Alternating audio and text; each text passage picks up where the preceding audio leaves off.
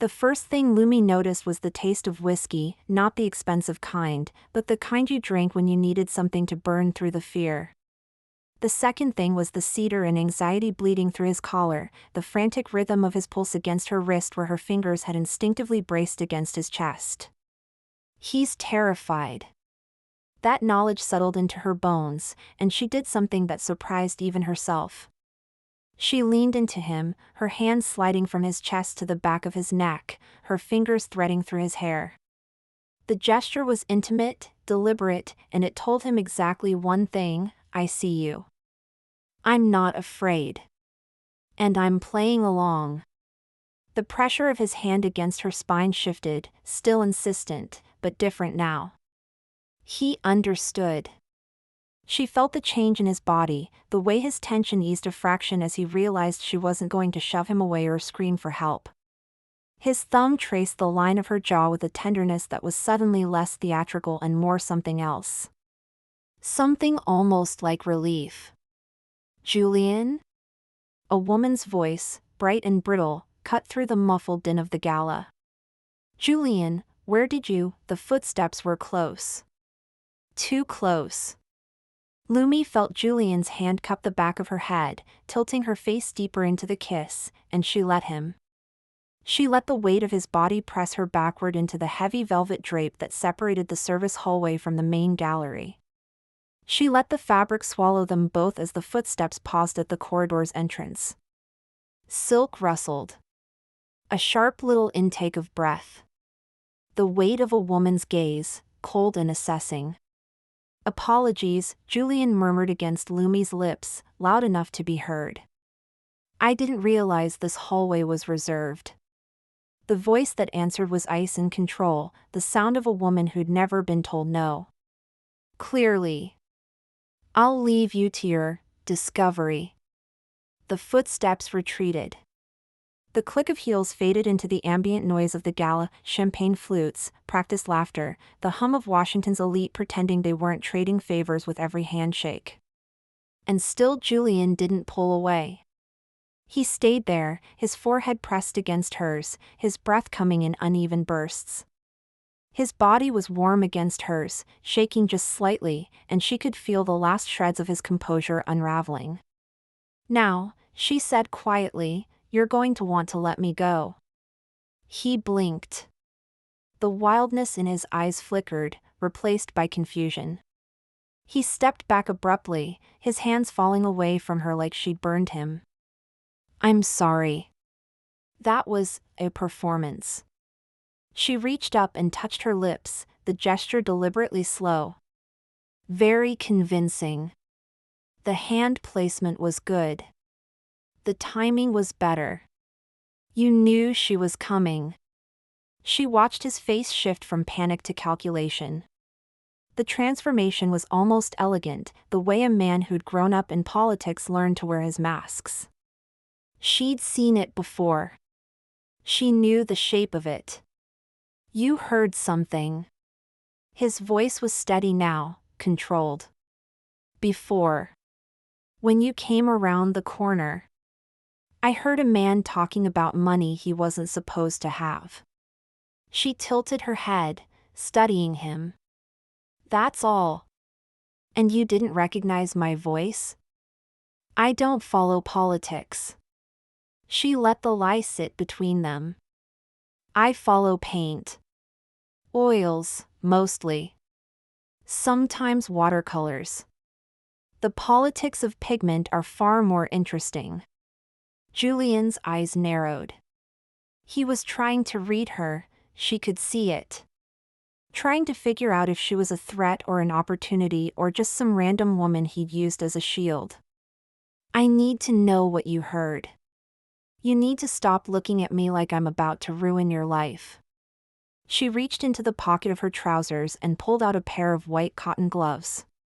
Museum issue, slightly worn at the fingers from hours of careful work. If I wanted to ruin your life, I would have screamed. I didn't. She stepped forward, closing the distance between them again. She reached up and smoothed the lapel of his jacket, then tucked the gloves into his breast pocket, folding them neatly so the fabric lay flat against the silk lining. "Next time you want to use me as cover," she said, "ask first." She turned and walked away. The private gallery had been her home for 6 months now. The Frickley Museum was quiet at night, the kind of silence that pressed against your ears and made you feel like you were the only person left in the world. Lumi liked it that way. She could work without distraction, without the endless questions from donors who wanted to know why their favorite painting was taking so long. The Monet was still waiting for her. The scratched surface of the water lilies caught the dim light of her work lamps, a small wound in the middle of a perfect scene. She settled onto her stool and pulled on a fresh pair of gloves, her fingers finding the familiar rhythm of the work. She thought about the kiss as she worked. Not with any particular emotion, she was too practical for that, but with the same analytical detachment she applied to a damaged painting. What was his damage? The phone call had been about money.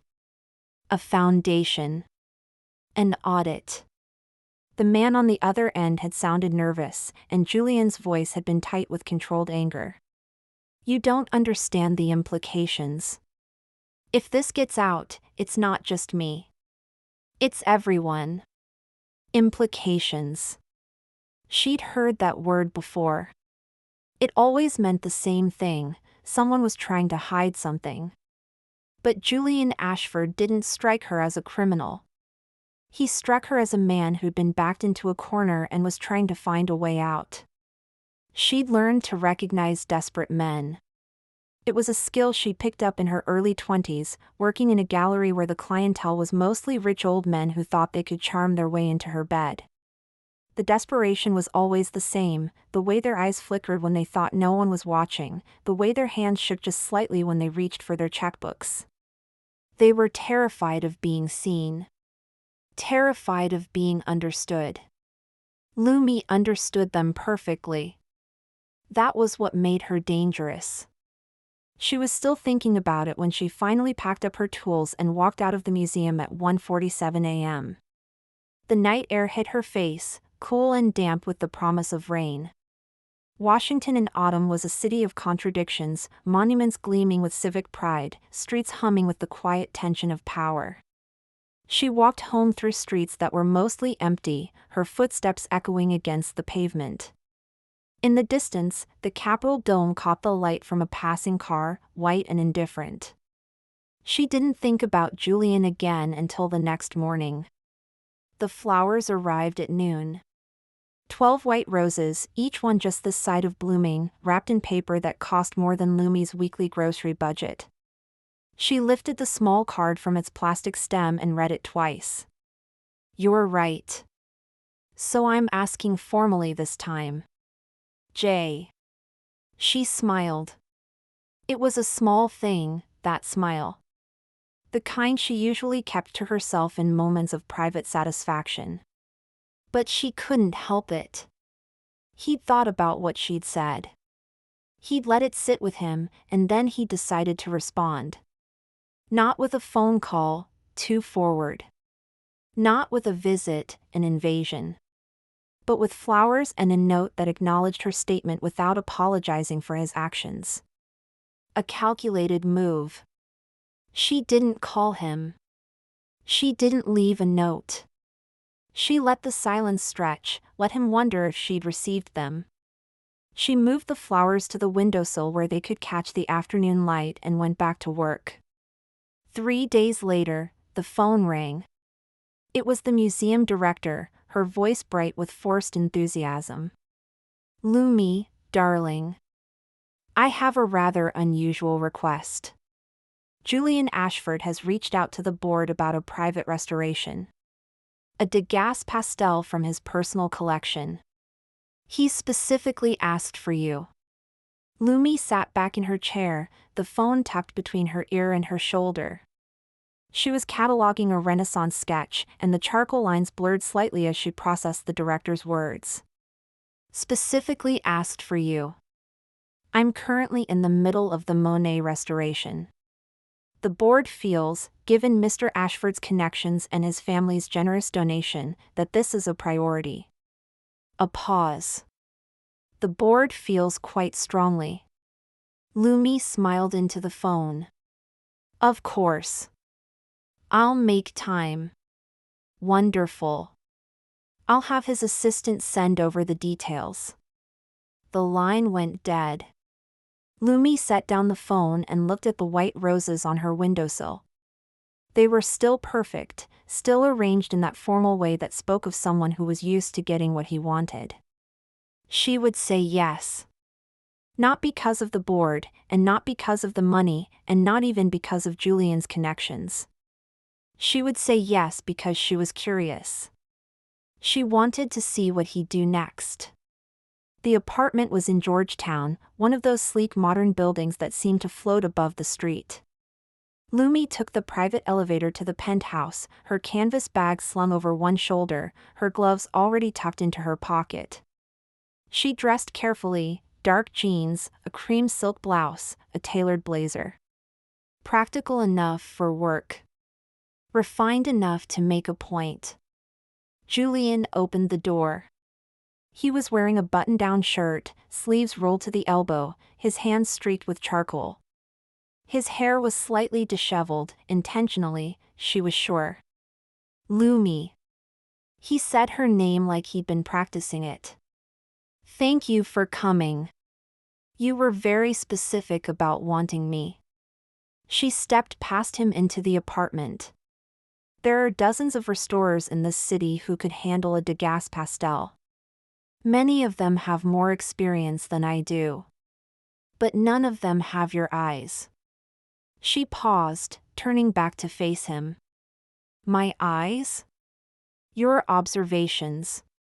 He closed the door. The way you looked at me in the corridor. Like you were reading a painting. I've been thinking about it for 3 days. 3 days is a long time to think about one person. You made an impression. So did you. She walked into the living room, let her gaze sweep over the space. Beautiful in that way that screamed interior designer. Art on the walls, carefully chosen.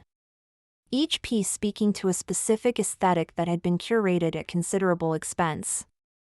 The Degas was positioned on an easel in the center of the room.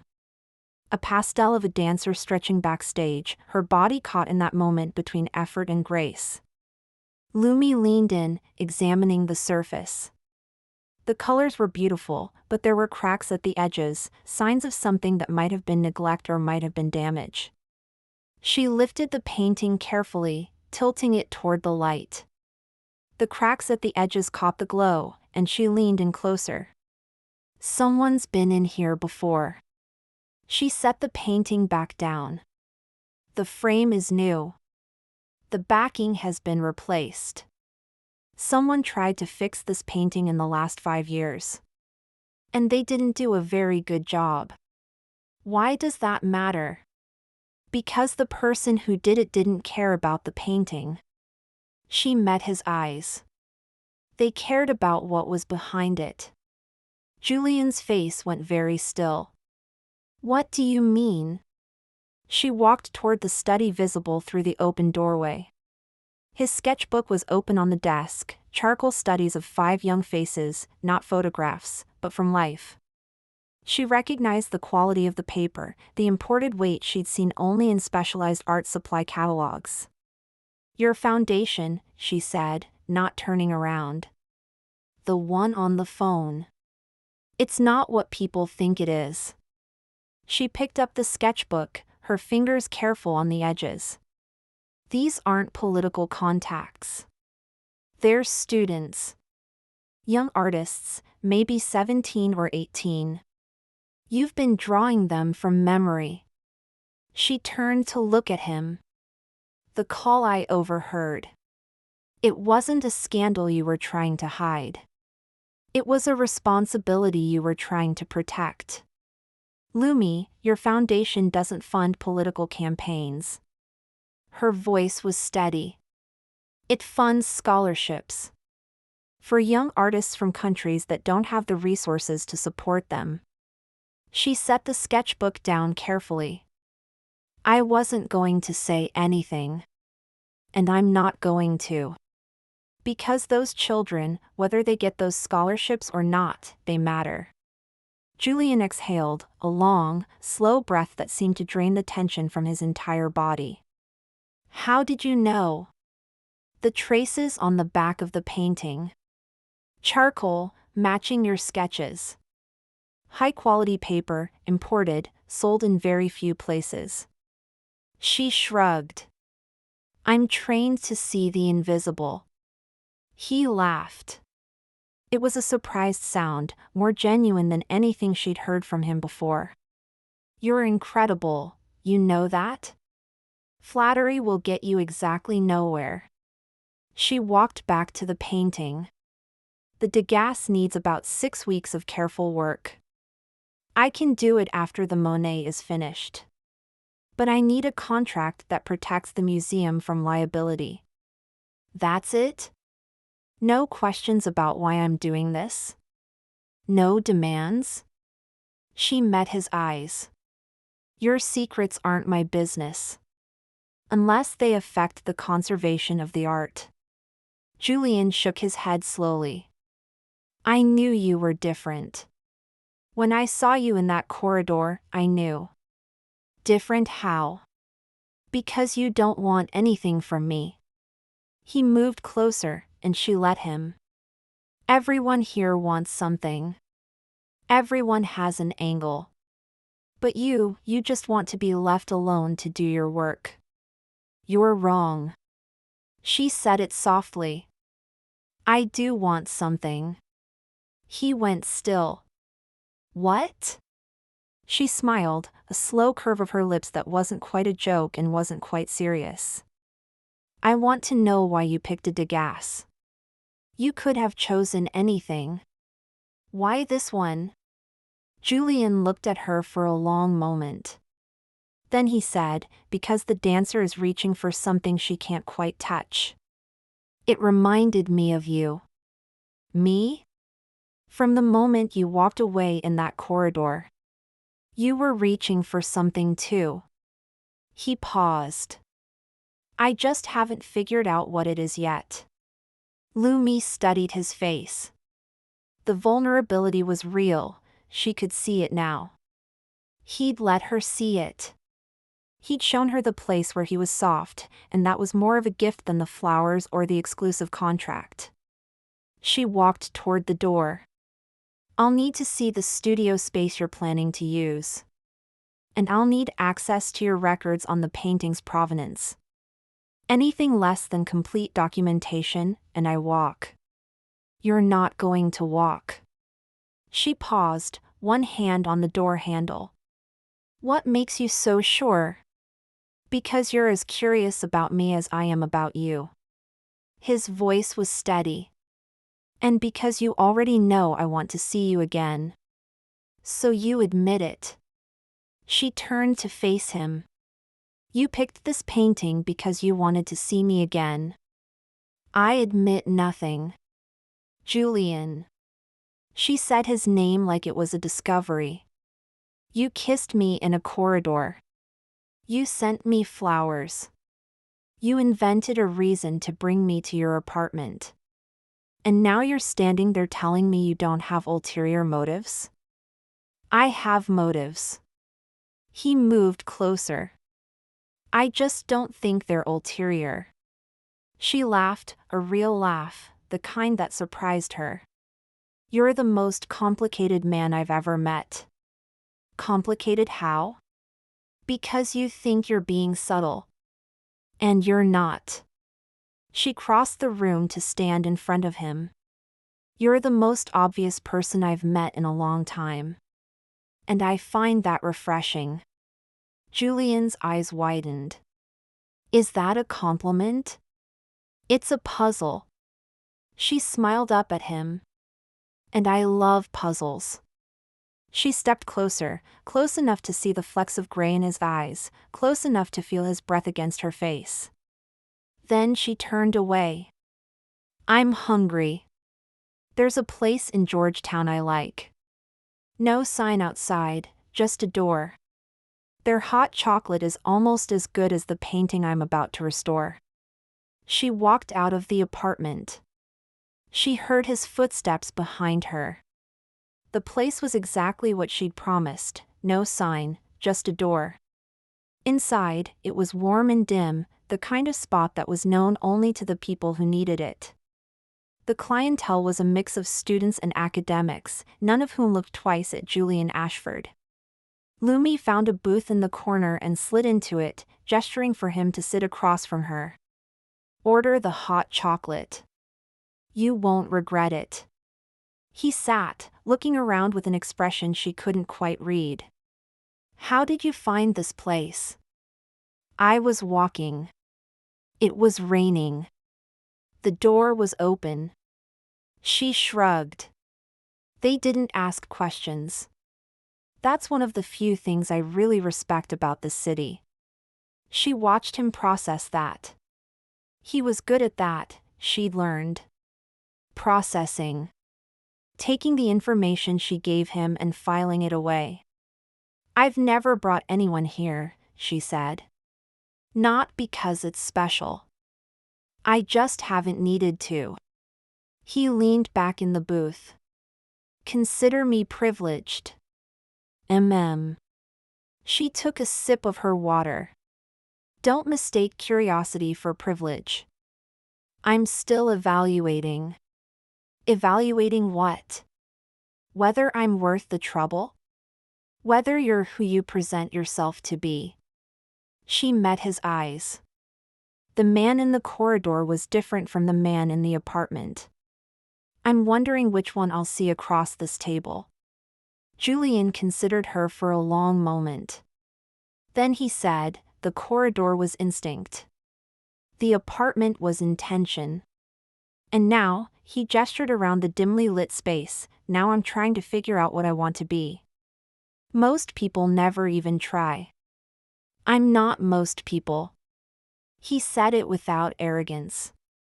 I grew up in a house where I learned to perform myself before I learned to be myself. Lumi tilted her head. She wanted to see what he would reveal if she gave him room. You want to know something about me? He asked suddenly. Sure. I've never told anyone about the foundation. Not a single person. My father can't know. The board can't know. If they find out what the foundation is really for, they'll shut it down. Is that why you kissed me? Because you thought I'd expose you? He winced. I thought I'd give myself a moment. A moment where I wasn't Julian Ashford, senator's son, political pawn. Then she came, the woman my father wants me to marry, and I panicked. I saw you and I kissed you and I hated myself for it. Don't hate yourself for it. She set her glass down. You saw a way out and you took it. That's survival instinct. Julian looked at her. You don't think it was wrong? I think you were scared. She leaned forward. I think you're still scared. And I think you're trying to figure out if I'm someone you can trust. And what do you think? I think you're asking the wrong question. She held his gaze. The question isn't whether I'm trustworthy. It's whether you can handle being known. He didn't answer. But something in his eyes shifted, and Lumi knew she'd hit something raw.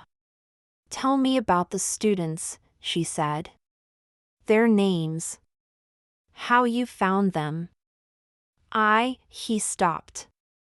You want to know about them? They're part of you. The important part. She leaned forward. I want to know who you are when you're not performing. He was quiet for a long moment. Then he began to talk, slowly at first, haltingly. He told her about a photographer from Syria, a writer from Afghanistan, a dancer who'd escaped a refugee camp. He told her how he'd found them, how he'd brought them into the foundation, how he'd watched them begin to grow. 3 years, he said finally. I've been hiding this for 3 years. And now I'm standing here, telling you everything, and I can't even explain why. You know why. She touched his hand across the table. You just don't want to say it. I'm terrified. Of what? Of needing someone. He looked at her. You want the truth? I've been alone my whole life. Even when I was surrounded by people. I've never had anyone who just saw me. Not like this. Lumi was quiet for a moment. Then she said, Do you want to know why I found this place? Julian blinked. Why? Because I was walking home from a gallery, and it was raining, and I'd just broken up with someone who couldn't figure out how to tell me I mattered to him. She shrugged. I walked until my feet hurt. Then I walked some more. And eventually I found a door that was open and a place that didn't ask questions. She pulled her hand back. I know what it's like to be seen as a symbol instead of a person. I've been doing it my whole life. Julian stared at her. I didn't know. You didn't ask. She smiled, just a little. But that's okay. You're asking now. Is that what you want me to do? Ask? I want you to stop trying to impress me. She stood up, dropping a bill on the table. And start trying to know me. If you can do that, if you can see me the way I see you, then maybe we have something worth exploring. She walked toward the door. But she didn't leave. She paused with her hand on the door handle and turned back. The Degas, she said. I'll restore it. But I'm not doing it for the money. I'm doing it because you need someone to see you clearly. She reached into her bag and pulled out a single cotton glove. She walked back to the table and tucked it into his jacket pocket, over his heart. Keep that, she said. You're going to need it. For what? To remember that you can be known. She met his eyes. And when you're ready to stop running, you can bring it back to me. She walked out into the autumn night. She didn't look back. But she heard him call her name, and she knew, with a certainty that surprised her, that he would come looking for her. 2 weeks passed. The Degas arrived at her studio in a climate-controlled crate. She worked on it in the evenings, after the Monet was finished. She found herself lingering over the dancer's expression, the way she stretched towards something beyond the frame. She thought about Julian's fingers, streaked with charcoal. The way he'd looked at her in the cafe. She didn't call him. She let the work speak for itself. Then the news broke. Anonymous sources. An investigation into the Ashford Foundation. Questions about campaign contributions, about funds that had been redirected, about a senator's son who might be hiding something. Lumi watched the coverage from her apartment, her hands still smelling of turpentine. The talking heads were breathless with speculation. They painted Julian as a villain. A puppet. A man who'd inherited his father's corruption. She didn't believe it for a second. At midnight, there was a knock on her door. She opened it, and Julian Ashford stood in the hallway. His eyes were red-rimmed. His shirt was untucked. He looked like he'd been running.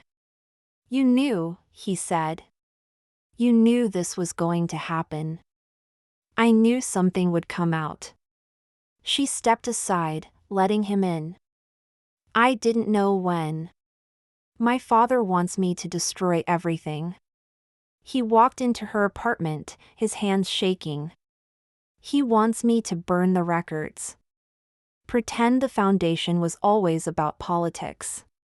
Take the fall for him. And what do you want? Julian turned to face her. I want to protect them. The students. The foundation. He paused. I want to be someone who doesn't hate himself. Lumi crossed the room to stand in front of him. You want to tell the truth? Yes. Then why are you here? He looked at her for a long moment. Then he reached into his pocket and pulled out the glove. He held it up, the cotton white against his trembling fingers. I'm here because you told me to come back, he said. I'm here because you see me. And I don't want to be a symbol anymore. I want to be known. Lumi took the glove from his hand. She looked at it, then looked at him. His pulse was visible at his throat, beating fast, and she understood exactly how much this was costing him. You're going to talk to the press, she said. Tomorrow morning. You're going to tell them the truth about the foundation. About the students. I know. And you're going to do it even though it means your father will never speak to you again. I know. And you're going to do it because it's the right thing to do. She smiled. Not because I told you to. Because you know it. Julian exhaled. Can you be there? Where? At the press conference. In the back of the room. He met her eyes. I need to know someone in the audience actually sees me.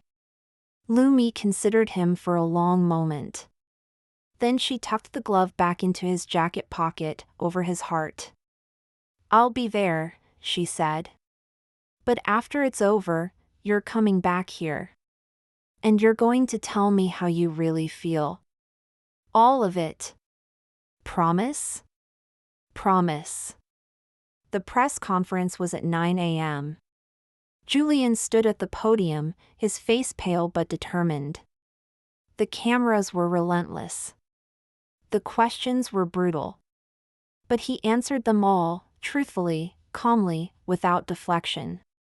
He talked about the students. He talked about the scholarships. He talked about the years he'd spent hiding his real work because he was afraid of what his father would say. I'm not ashamed of what I did, he said.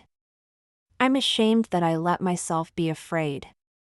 I'm ashamed that I thought silence was the same as protection. The reporters went quiet. Julian looked directly into the camera. I'm not a politician. I'm not a strategist. I'm just someone who wanted to help, and I let my fear get in the way. But I'm done being afraid. He stepped back from the podium. The room erupted in noise. Lumi was in the back, standing against the wall. She watched him walk off the stage, watched him refuse to answer any more questions. He walked past the reporters, past the cameras, straight toward her. Come on, he said. I have something to show you. The studio was in the basement of his apartment building. It was small, cramped, filled with canvases and charcoal sketches and half-finished paintings. The light was terrible. The ventilation was worse. Lumi looked around. You made all of this? I needed somewhere to be real. He gestured to the walls. This is who I am. When no one's watching. She walked through the space, studying each piece. The work was raw, emotional, unpolished. It was the work of someone who'd never been taught how to express himself. Someone who'd learned to hide so well that he'd forgotten how to show himself. She stopped at the final canvas.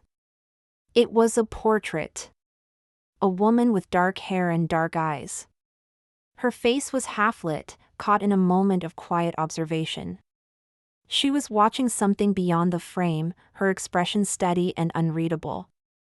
Lumi, Julian said, his voice low. I've been working on this for weeks. I couldn't stop thinking about the way you looked at me in that corridor. Like you could see straight through me. You painted me. I tried to capture you. He moved to stand beside her. I don't know if I succeeded. But I tried. Lumi looked at the painting for a long moment. Then she turned to him. You wanted to know why I picked the Degas, he said. I picked it because the dancer is reaching for something. And I realized I've been reaching my whole life. For something real. For someone who'd see me. And I think I found her. She reached up and touched his face. His skin was warm under her fingers, his jaw rough with morning stubble. He looked tired. He looked vulnerable. He looked like a man who'd finally stopped running. You found her, she said. But you're not done reaching. I know. So you're going to keep coming back. And you're going to keep showing me who you are. And eventually, she smiled, eventually you're going to stop being afraid. Julian leaned into her touch. What if I can't? Then I'll be here. She stepped closer, close enough to feel his breath against her face. That's what it means to be seen. I'm not going anywhere. She kissed him. It was different from the first kiss. This time, there was no fear, no performance, no audience. There was just him and her and the quiet space between them. When she pulled back, he was smiling. That, he said, was a much better kiss. It was. She laughed. Because this time, you asked. He looked at her, and there was something new in his eyes, something that looked like hope. So what happens now? Now? She tucked her hand into his. Now you take me to dinner. And you tell me about the students again. All of them. And then you tell me what you're going to do next. He squeezed her hand. That's a lot of talking. Then you better get started. She smiled. I'm a very good listener. They walked out of the studio together. The rain had stopped. The streets were wet, reflecting the lights of the city. The Capitol dome gleamed in the distance, white and timeless and indifferent. But Lumi wasn't looking at the Capitol. She was looking at him. You know, she said, I've spent my whole life looking at paintings. Studying the details. The invisible parts. And I think you might be the most interesting piece I've ever encountered. Julian laughed. That's the best compliment I've ever received. Don't get used to it. She squeezed his hand. I'm not easy to impress. I know. He stopped walking and turned to face her. That's what I like about you. They stood there, in the middle of the street, the city humming around them.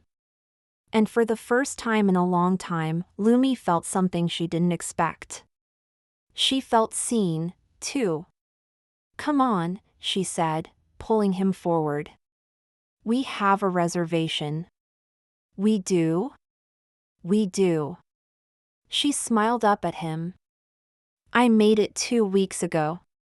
I knew you'd come back. Julian shook his head, but he was smiling. You knew all along, didn't you?